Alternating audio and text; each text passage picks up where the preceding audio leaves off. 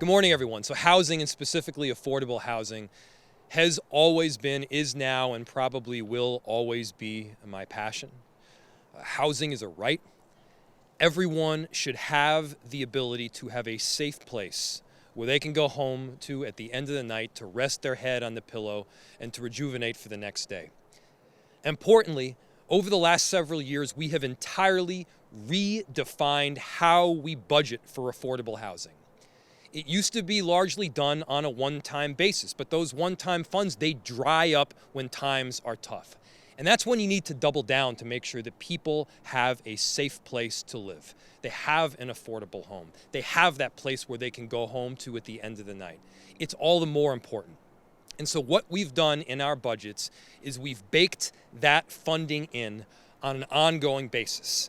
You won't necessarily see those change items in there this year because we have instilled it in an ongoing fashion every single year. That is a transformation for how we have budgeted for affordable housing in the city of Minneapolis.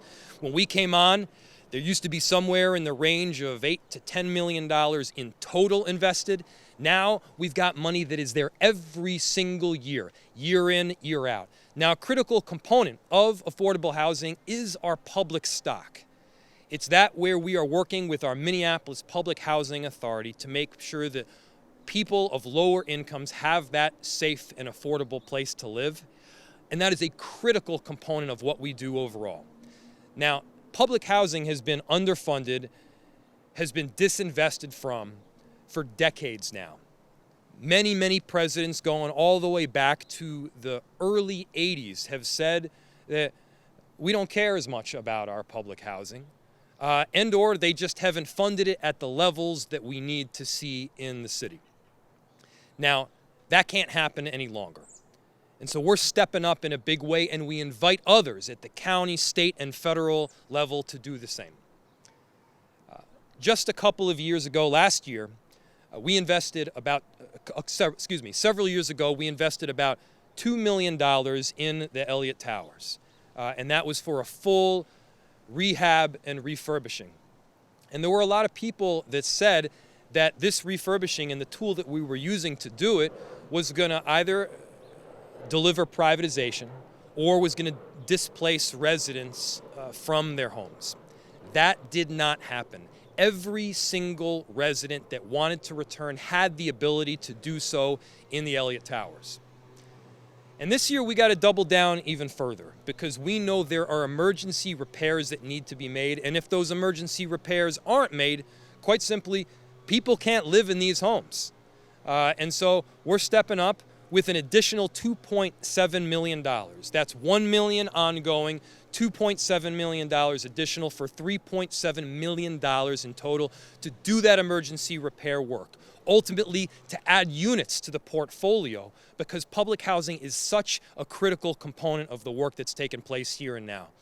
And we need the partners in order to do this. And I want to just give a big thank you to those that are here with me, to Councilmember Emily Koski, who's been leading our budget process over on the council, to our new chair, Tom Hoch, who's stepped in with a big vision, and to Abdi, Warsami, the executive director, who has been a tried and true partner and has advocated fiercely to get this additional funding. Now, importantly, we can't just stop at the $3.7 million in total with the $2.7 million ongoing. We can't stop there. We know that the backlog is far more severe. We know that these homes need emergency repairs. We know that people quite simply need a place to live. And so here's what today is about. It's to highlight the work underway, but it's also to send out an invitation. This is an invitation to our state, county, and importantly, most importantly, federal partners to say, we want to come to the table with you to solve this backlog. We want to be at the table with you to work for residents that need our help in this city. And we want to set a new standard, and I'm hopeful that one can be set.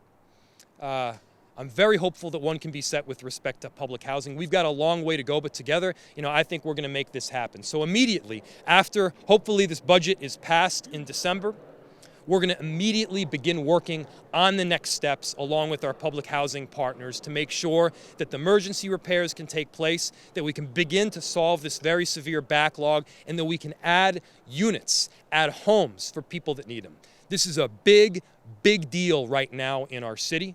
There are cities across the country that are experiencing it. In Minneapolis, we're tackling it head on. Want to next invite up Councilmember Emily Koski. Councilmember Emily Koski has been someone who has shepherded this budget process through now a couple times, both through ARPA and is now doing the work on our fiscal budget for the year 2023. It's a big deal. This is the first time that we've ever rolled out what is a biennial budget for 2 years here. And we're going to be working with her all the way through December and beyond to get this thing done. So without further ado, let me bring up Councilmember Emily Koski of the Ward 11, and we are here right now. Thank you. Hello, everyone. I'm Emily Koski, and I'm thankful to be here today as chair of the Budget Committee and as the council member for this ward, Ward 11. We're here today to talk about housing investments included in the mayor's 2023-2024 recommended budget. And we're here to talk about how we're making building and preserving affordable housing a priority in the city of Minneapolis. The investments being made into the Affordable Housing Trust Fund, the Minneapolis Public Housing Authority, and NOAA Preservation will help us to create and expand housing access in every corner of the city of Minneapolis. And I, for one, am incredibly excited to see how these housing investments will impact Ward 11 and how they will become a reality here in this ward. As you know, in a few short weeks, the Budget Committee will begin diving into the mayor's 2023-2024 recommended budget, and I'm looking forward to leading the process as the chair of the Budget Committee. I believe that budgets are a reflection of our values and our priorities, and the mayor's recommended budget shows that the city of Minneapolis prioritizes city capacity and performance, climate and public health, economic inclusion, public safety, and of course, affordable housing. Also, the decision, like the mayor said, to try out our biannual budget shows that we're looking to engage in long-term strategic planning when it comes to our values and our priorities. It also shows that we're looking to build an efficient and effective process. I look forward to diving into this recommended budget, and amongst other things, I look forward to supporting the investments being made into affordable housing. Thank you. Next, I'd like to bring up our relatively new board chair, Tom Hoch. He's no stranger to this work. He's done it before. He knows his stuff on public housing like the back of his hand. Really appreciate his leadership and vision. Board Chair Tom Hoch. Thank you. Thank you, Mayor, and thank you, Councilmember Koski. The Public Housing Authority's housing assets, and in particular the scattered site program, are an essential part of the infrastructure of our city. However, as the mayor was saying, these homes are at risk because of the chronic underfunding from the federal government that we have received. It's hard to maintain, just as you know with your house, it's hard to maintain your home if you don't have money. So the Housing Authority needs these resources in order to continue to provide quality, safe housing to residents who need it. Today, few people are aware that we have a capital improvement backlog of over $170 million throughout our entire inventory of housing. And $31 million of that is expressly needed for scattered site housing. These are houses that have to be maintained in order to provide the safe sanitary housing that people and families in particular need. It's going to take local partnerships, just like the one the mayor has described, to secure the necessary funds to preserve these 700 scattered site homes that we have across the city of Minneapolis, and to ensure that they continue to be deeply affordable and quality housing for individuals. Preserving this critical asset of deeply affordable housing is a top priority for the agency, for the city, and for all of our residents. Thank you so much for being here today. Thank you, Chair Hoch. Next up is the Executive Director of Minneapolis Public Housing Authority, Abdi Warsami. This is an individual that is doing an incredible job, both at making sure that the nuts and bolts of public housing are covered, but also he's been sounding the alarm. He's been sounding the alarm because these repairs and maintenance improvements are long overdue. When you have that kind of deferred maintenance, it stacks on each other. The prices and the costs, they stack up. And he's rightfully calling this out as a major issue that we are going to need to confront together. Let me bring up my very, very good friend, ally, and wonderful colleague, Abdi Warsami. Thank you, Mayor Frey, Councilmember Koski, and Chair Hoch. My name is Abdi Warsami, and I'm the Executive Director and the CEO of the Minneapolis Public Housing Authority.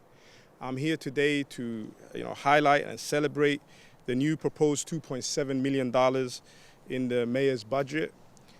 This new money builds on the city's $1 million annual contribution to MPHA and complements a number of other recent major city investments to the agency. This includes a $2.15 million towards fire suppression and a $2.3 million towards the Elliott Twins redevelopment that Mayor Frey mentioned earlier. This proposal is a major step. It's a forward step for the agency, creating a new high water mark in the partnership between MPHA and the city of Minneapolis. But more importantly, this new investment will help the agency live out its mission to support the most vulnerable members of our community.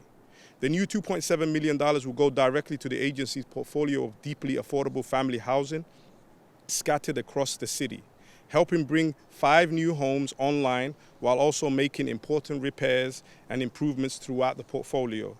These units, like the ones we're standing in before today, are owned and operated by our CHR nonprofit or our community housing resources. More often, these are called our scattered site units.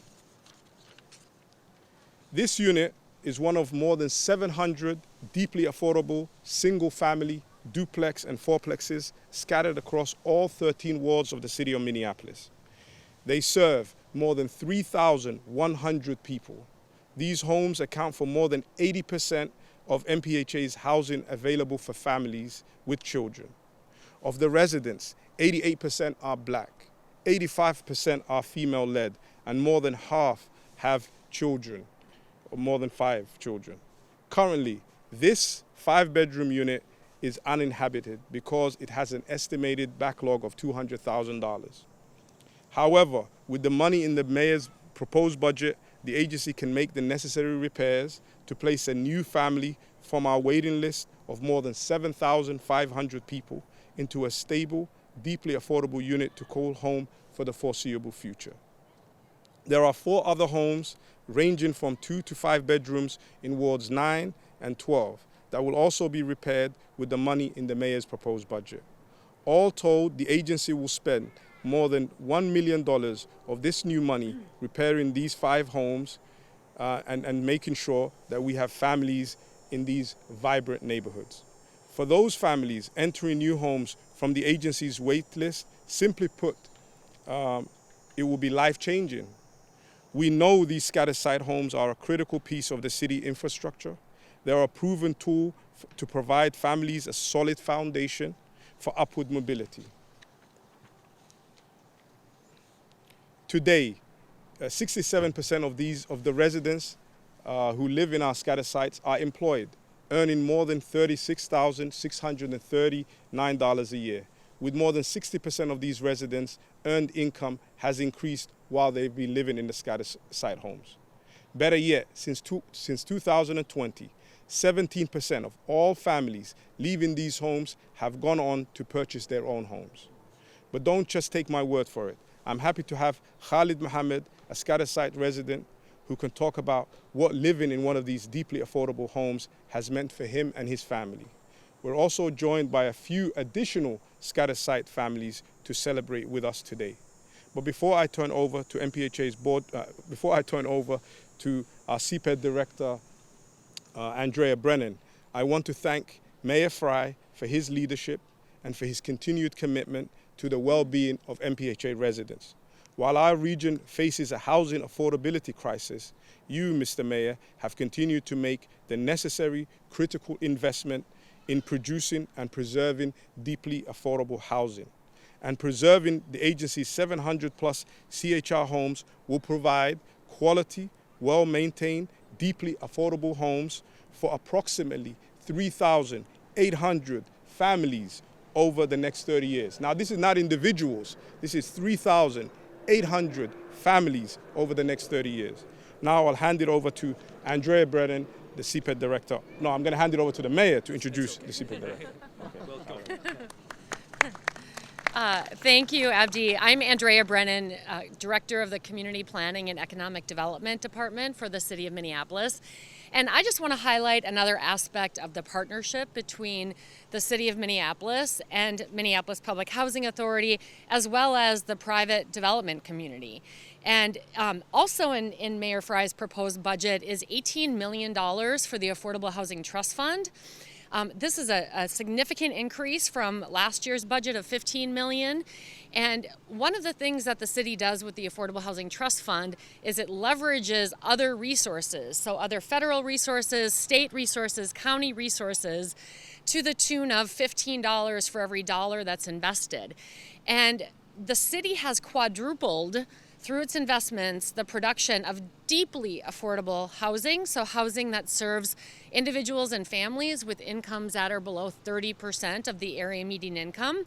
And a huge part of how the city has been successful in doing that is through partnership with Minneapolis Public Housing Authority and their ability to use the ability to project-base Section 8 in these developments to, again, bring the rents down to an affordable level so that residents living in there with much lower incomes than what would normally be eligible for this housing would pay 30% of their income for housing. So again, this partnership between the city and MPHA is a really critical strategy to produce more deeply affordable housing. And again, really reflects the city's strategy of a both-and approach of preserving the critical housing that we have, like the one that we're standing in front of, as well as producing new affordable housing, and in particular, deeply affordable housing. Thanks. You want to say that? You good? You good? You sure? Okay. Happy to answer any questions you might have.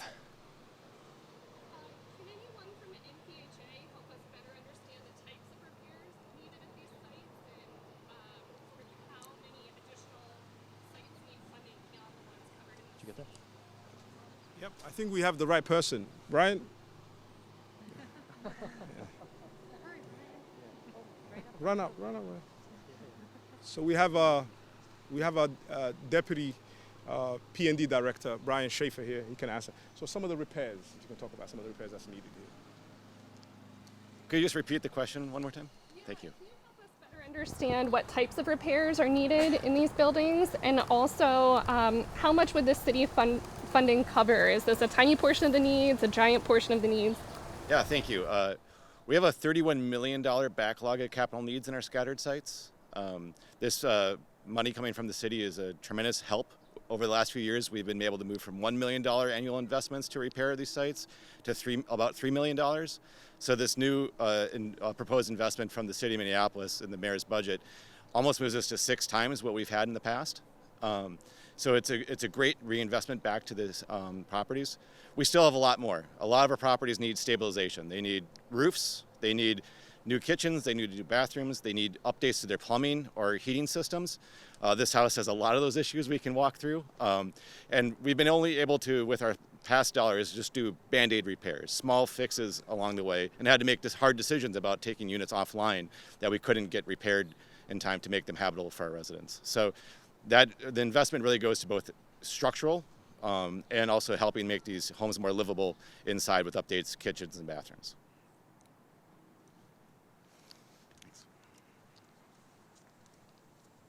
I think the important point is this is a major step, but it signals the first major step along a long route.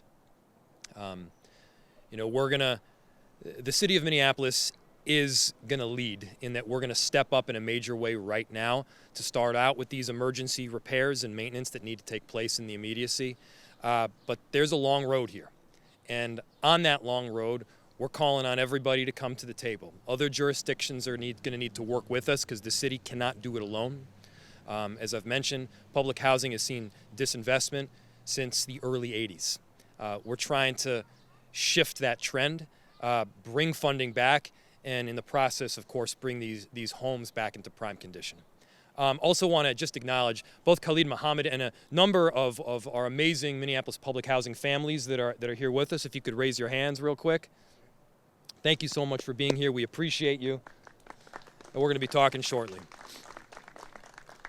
Thank you. Other questions? Thank you so much, everyone.